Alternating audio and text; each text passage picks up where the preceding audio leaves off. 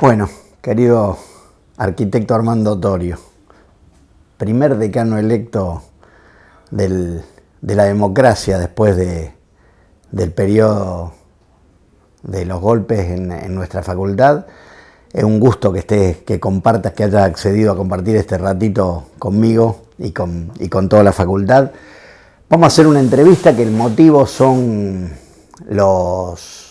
la conmemoración de los 100 años de la creación de la carrera de arquitectura en Rosario, y como exdecano vamos a hacer una entrevista que va a tocar aspectos casi, te diría, afectivos y personales, y algunos obviamente institucionales de cuando fuiste decano.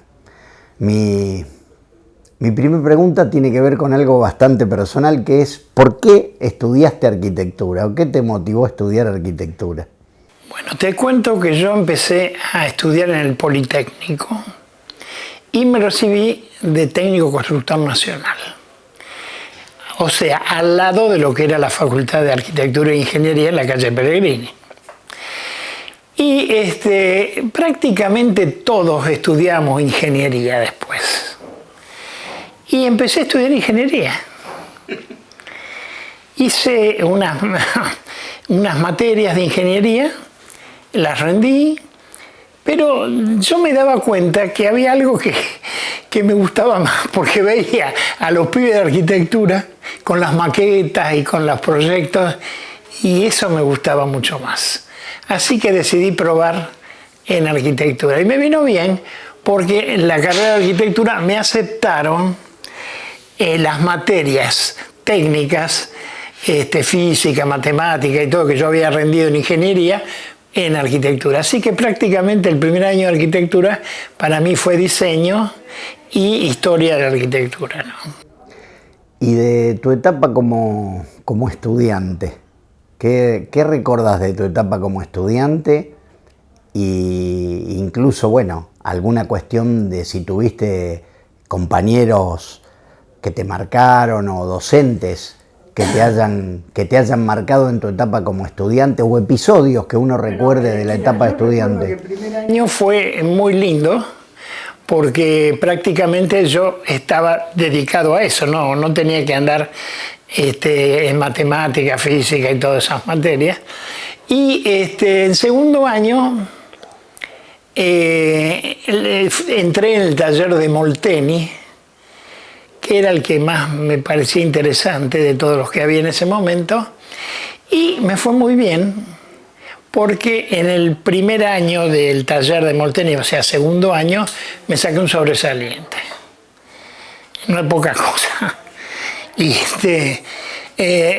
incluso el arquitecto Molteni me invitó a trabajar como dibujante en su estudio, que era el estudio de Molteni Wenger en ese momento. Así que participé en la confección de los planos de varios de sus edificios. Recuerdo uno en especial, el de Mendoza y Necochea. Me acuerdo haber dibujado el perfil de aluminio. En diagonal al Daumas, el que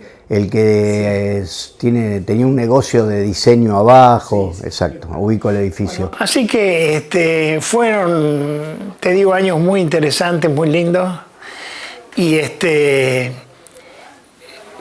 prácticamente terminé en menos de 6 años la carrera, porque empecé en marzo y terminé el 28 de diciembre, el Día de los Inocentes.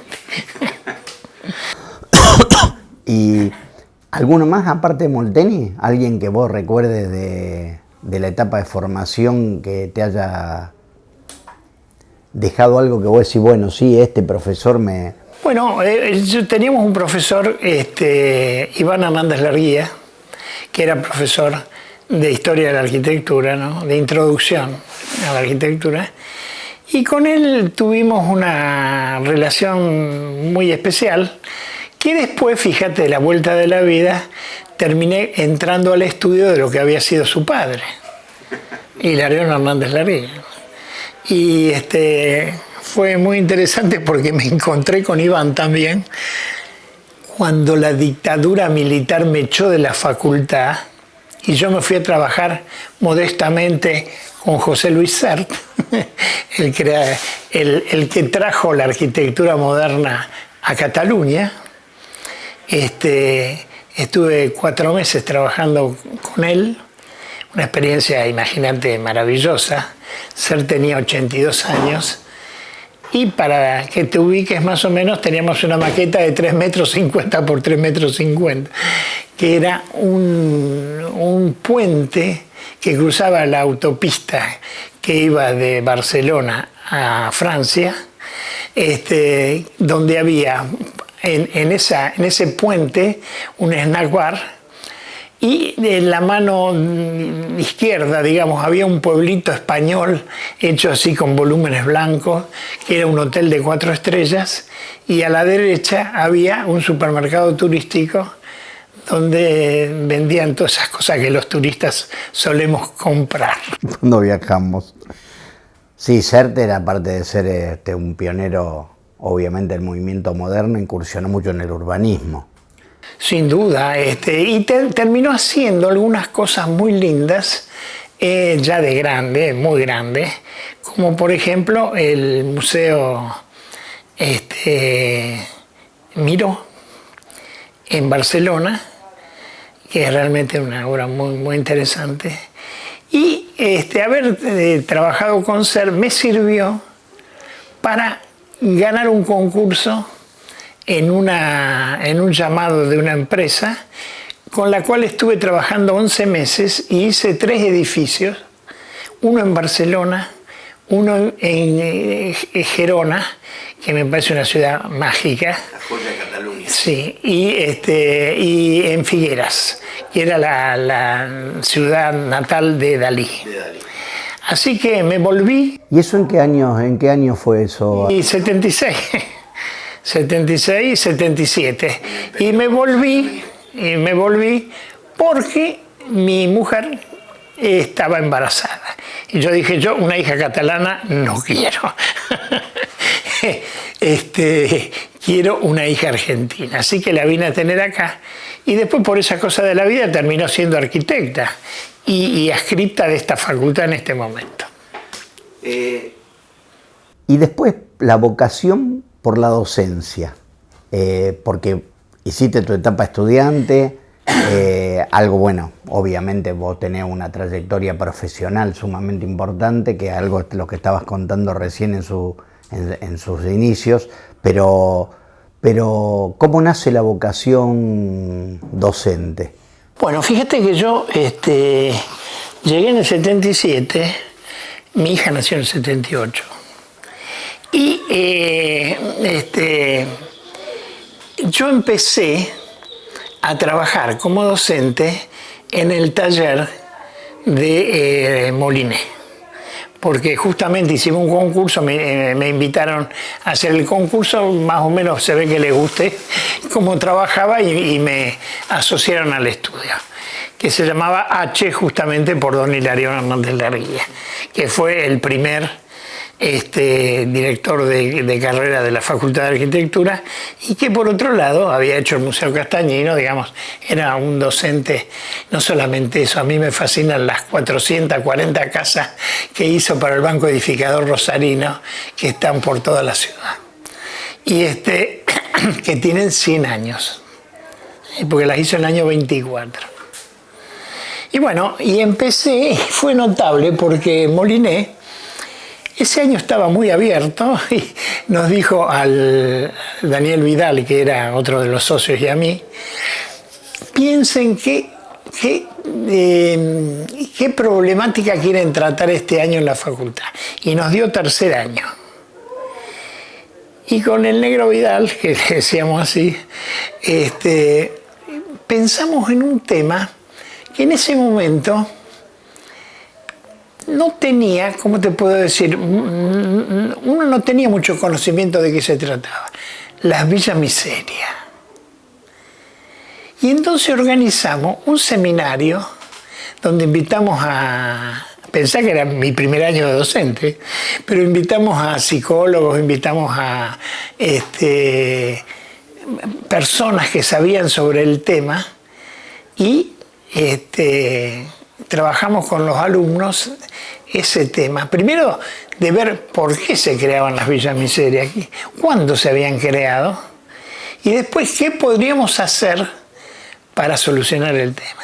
Fíjate que mucho tiempo después el Negro Vidal fue director del Instituto de la Vivienda acá de la facultad, y ellos organizaron lo que fue el módulo sanitario, que era una idea muy interesante porque era un módulo de baño, cocina con un tabique sanitario y lavadero. La idea era que vos ponías ese módulo en la mitad del terreno y podías hacerle un techo de losetas o un techo de chapa, lo que vos quieras. La casa alrededor del núcleo. Porque ese núcleo tenía toda la instalación eléctrica, toda la instalación sanitaria, toda la instalación de agua fría y caliente.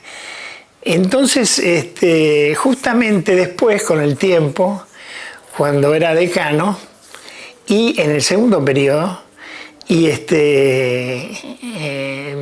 mi secretaria en ese momento de investigación era María Eugenia Bielsa, ministra frustrada de este presidente.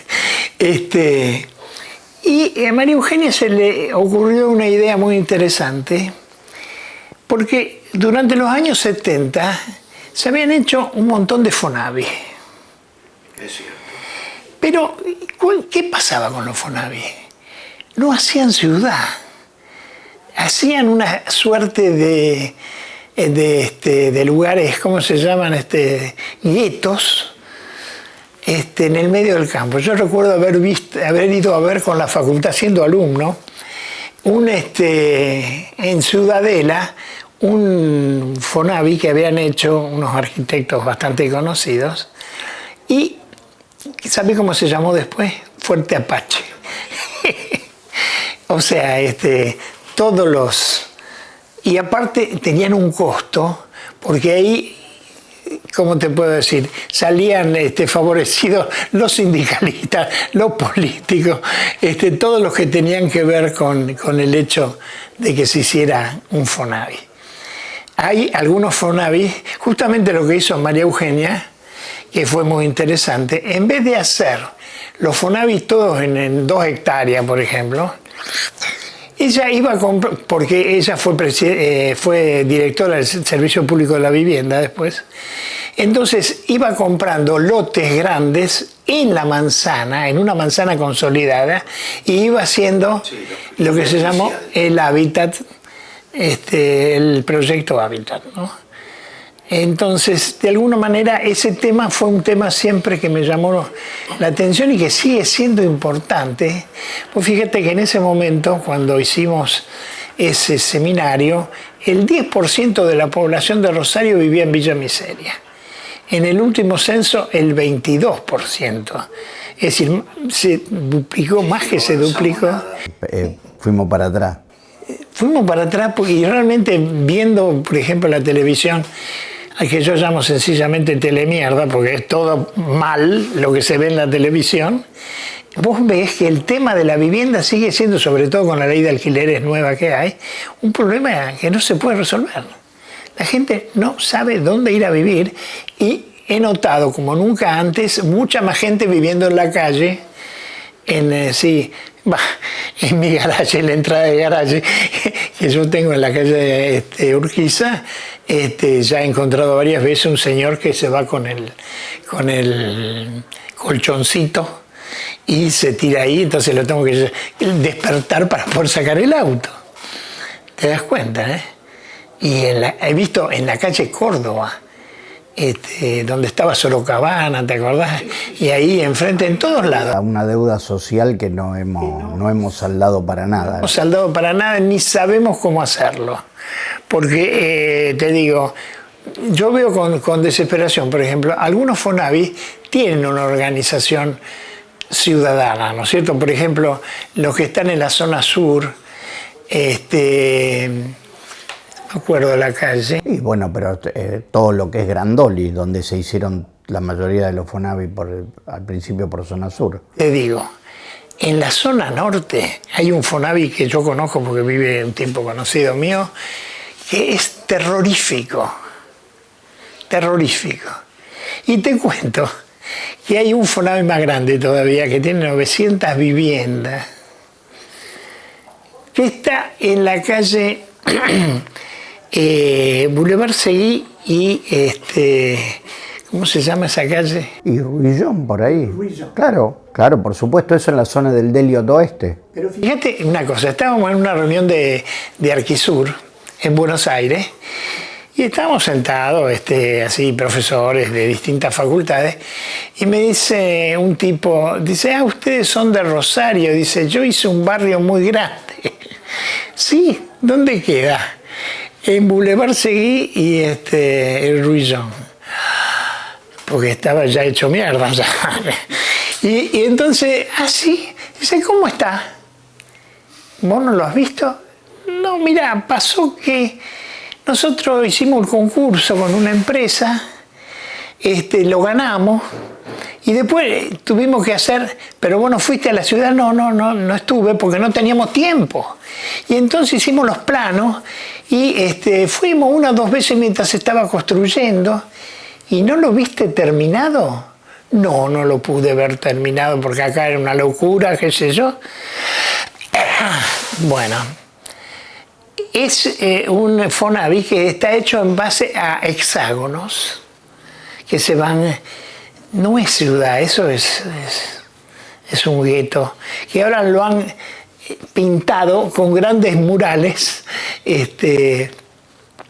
como se usa en toda la ciudad. Vos viste que toda la ciudad está llena de murales. Y ha mejorado un poquito, pero ¿qué pasa? En esos espacios hexagonales del medio le han metido negocios, los tipos meten los autos, cualquier cosa. Es decir, los Fonavi no tienen controles, no son ciudad. Ese es el problema.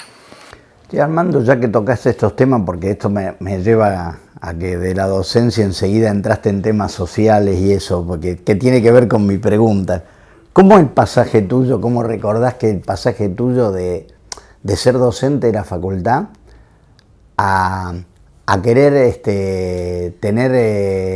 a querer ser un agente político, por ejemplo, de tomar decisiones políticas o ser gestor? ¿Cómo nace de alguna manera tu vocación o tu idea, o cómo llegás, por ejemplo, de ser docente de la facultad a ser decano de la facultad, máxima autoridad? Como un proceso político mío, ¿no? Sino que te imaginas que cuando nos reunimos para hacer la lista de docentes en la primera elección de decano, yo tenía algunas cosas interesantes. Por ejemplo, me había echado la dictadura militar. Había estado trabajando en España con un tipo muy importante. Había hecho edificios en España. Es decir, yo tenía acumulado una serie de cosas que por ahí los demás no tenían. Entonces parecía interesante que pudiera ser yo el candidato, porque de alguna manera tenía algún antecedente progre, pero no visto desde un punto de vista político de un partido o una cosa así, sino que éramos todos conocidos de la facultad de toda la vida. Y así fue que me hice decano finalmente. Bueno, vos fuiste el primer decano de la democracia después del 83 electo. Primero fue el periodo de normalización, después llegó la primera elección, vos fuiste electo y fuiste reelecto, o sea, hiciste 2 periodos como decano. Sí. Te digo, la reelección fue muy interesante porque fui electo por unanimidad. Si no hubo otra, mejor dicho, había algún otro candidato, pero yo fui elegido por unanimidad. Y lo que no es poca cosa, para nada. ¿Qué recordás que fueran en esos años de decanato los desafíos, digamos, cuáles eran las cosas más importantes o desafíos que tuviste que llevar adelante o que planteaste vos o que tuvieras que llevar adelante en esos tiempos para la facultad? Mira, una cosa que hubo que hacer es poner en práctica un nuevo plan de estudios que había sido hecho antes que yo asumiera como decano y estaba ahí y que había que ponerlo en funcionamiento. El plan 85, ¿no es cierto? Exacto, el plan 85, yo asumí en el 86, o sea que imagínate que hubo que ponerlo en práctica, hacer un montón de concursos para ponerlo en práctica. Y bueno, esas son las cosas que... Una cosa muy linda fue la creación del Arquisur. Porque en esos momentos nuestro querido presidente Alfonsín, que hay de poca gente uno puede decir un querido presidente, pero Alfonsín tenía esa capacidad que no han tenido otros presidentes, ¿no? Y vos sabés que se había hecho el Mercosur. Y entonces yo iba de visita siempre con mis alumnos a Montevideo. Y era un fin de semana largo que hacíamos, que íbamos ¿cómo se llama? En el barco que... El buquebús. Sí, el buquebús. Y con el ómnibus de la universidad. Y recorríamos primero Colonia y después íbamos a Montevideo y hacíamos un recorrido por Montevideo, que ellos nos llevaban a conocer Montevideo. Y aparte, una cosa interesante, hacíamos una suerte de concurso entre los alumnos, pero mezclados. Es decir, 2 de Rosario y 2 de Montevideo, por ejemplo, una cosa así. Y justamente con el decano de la facultad, que ahora no recuerdo, por el Alzheimer no recuerdo el nombre, nos pusimos a charlar una vez y a decir, si hay un Mercosur, ¿por qué no hay un Arquisur? Era una forma de vincular todas las facultades de arquitectura del Mercosur, ¿no es cierto? Y así fue que citamos a una primera reunión que se hizo en una ciudad que está en el medio entre Uruguay y Argentina, que no recuerdo el nombre, y ahí salió... Y tiene que haber sido, no sé, Paysandú o Fraivento, o fue, si es del lado uruguayo. Y ahí nació el Arquisur, que todavía sigue, después de ¿cuántos años? Muchos años. Muchos años. 30 y pico, creo. Y donde se exponen trabajos de los alumnos de las distintas facultades, es decir, porque de alguna manera es bueno aprender de los demás que están en una situación como una, ¿no?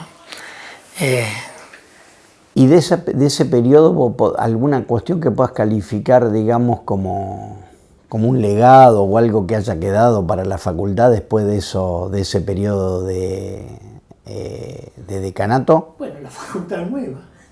Por eso, bueno. ¿Dónde estamos ahora? Porque nosotros estábamos inicialmente en la facultad que hoy es psicología, que era una facultad hecha, te digo, a los tumbos. Realmente no nos parecía buena en ningún sentido. Pero empezó a hacerse esta. Y bueno, logramos poder venir aquí y tuve la satisfacción de inaugurarla con el rector Milet. Primero era un solo bloque, después se fueron agregando y después tuve que dar mi conformidad para que Ciencia Política tuviera el bloque de al lado, que también fue algo interesante. Después, con el tiempo, se ha hecho toda esta parte nueva del aulario nuevo, que me parece que es una linda obra para completarla. No, pero tuviste mucho que ver, porque yo me acuerdo que en ese periodo, era cuando estaban haciendo los edificios, no eran estrictamente para arquitectura. No, por eso, ¿tuviste alguna gestión o algo? Mira, a tal punto que esta facultad iba a ser para biotecnología. E incluso había una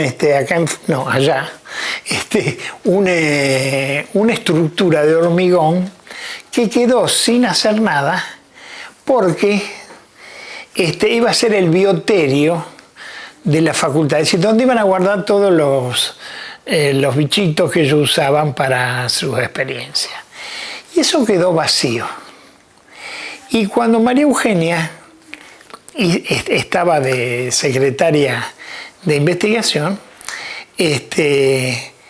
un día la llama el hermano, que ahora también es... Pero de los hermanos sería Rafael. Rafael.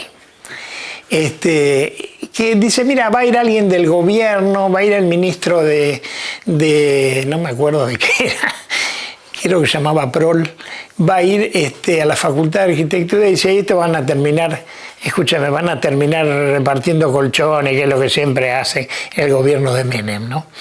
Y entonces dice, trata de venderles ese aparato que ustedes tienen que es tan bueno. Bueno, fíjate vos que María Eugenia lo fue a buscar al aeropuerto. En la puerta del avión se le puso y dice, vamos a la Facultad de Arquitectura. Lo trajo acá, le mostró ese aparato que en ese momento tenía el costo de un televisor. Y entonces el tipo le encantó pero dice, bueno, voy a ver quién puede... No, dice, lo queremos hacer nosotros, le dije. Porque tenemos un lugar para hacerlo ahí.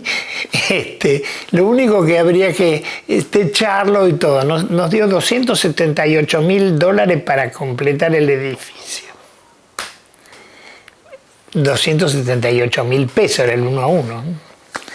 Bueno, la cosa que fue fantástico, porque cuando María Eugenia pasó a la municipalidad, usó esos elementos, creo que hicimos 440 elementos ahí. Y yo quería que lo controláramos nosotros para ir mejorando la calidad. ¿Entendés? Primero eran elementos de madera hecho como... Pero después terminamos haciendo un encofrado metálico para el baño. Y hay un montón de edificios que tienen ese baño puesto en la ciudad del Rosario y en pueblos que venían a comprarnos módulos a la facultad.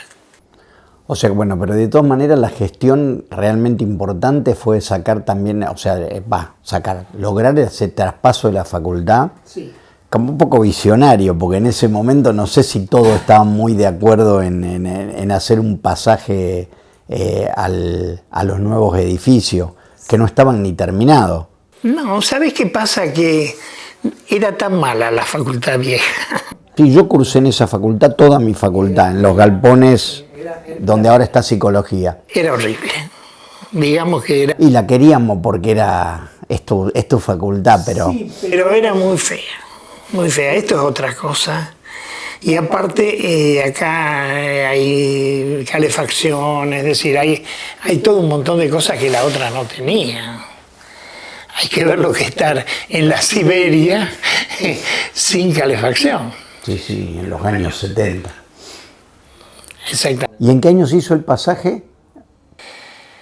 Y mira, yo no recuerdo exactamente ahora, pero debe haber sido en el 87, 88, 89, por ahí.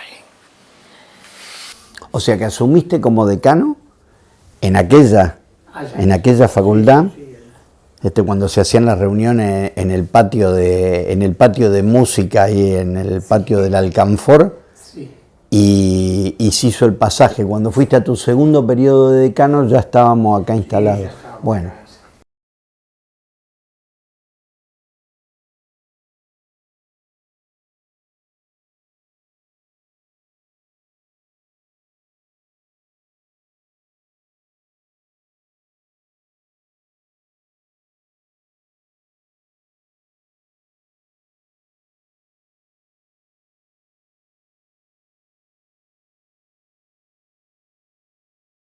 Y conjuntamente, porque te hago una de las últimas preguntas, pero para que hagas como una reflexión, porque bueno, vos vos lo planteas como una cuestión de casualidad, pero creo que has sido siempre una persona que ha tenido mucha vocación de servicio o de asumir responsabilidades. Pues bueno, no solo fuiste decano de la facultad, Vos presidiste el Colegio de Arquitectos de la provincia de Santa Fe. Así es. Presidiste la Caja. No, no la presidí. Fui vocal de la Caja de Ingenieros. Vocal de la Caja de Ingenieros, pero estuviste siempre con una vocación también en el... vos presidiste el Colegio de Arquitectos de la provincia de Santa Fe.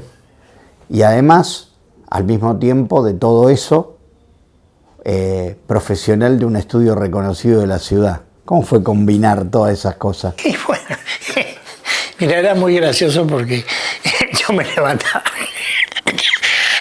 muy temprano a la mañana, llevaba a los chicos al colegio, que terminé haciendo, porque tuve que hacer el colegio inglés. Después, que en ese momento fueron 8 años, que aparte no era el estudio, era yo el arquitecto, porque yo era el padre de alumnos que iban al colegio. Y